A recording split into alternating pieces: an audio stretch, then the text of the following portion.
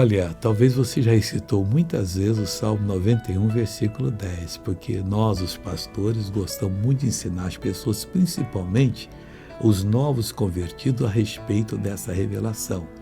O homem que foi usado para escrever o Salmo 91, que é dos salmos mais queridos que se tem na Bíblia Sagrada, declarou o seguinte, falando para a minha pessoa e para a sua: nenhum mal te sucederá.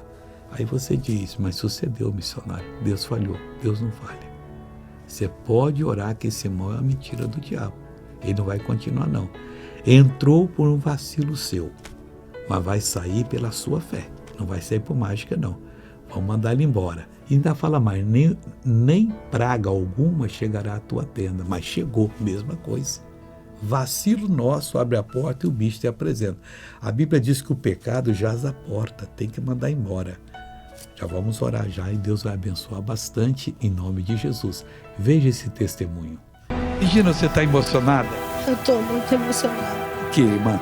Primeiramente, por receber essa bênção maravilhosa. Eu tinha muita dor no ombro, eu não podia erguer. Quanto tempo você não podia erguer o braço? Já tem uns 2 anos. Até que altura você erguia sem dor? E assim, fazia assim, mas com muita dificuldade. Regina de Jesus, levanta os 2 braços para o céu. Bate palma para Jesus, Regina. Oh, glória a Deus. Que coisa linda, irmão.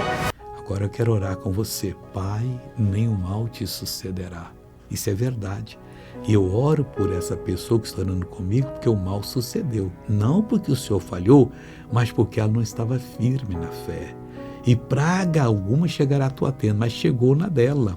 Pelo mesmo motivo, mas pelo motivo da tua palavra vai sair agora. Mal, saia desta pessoa, em nome de Jesus. E você diz amém. Bom dia.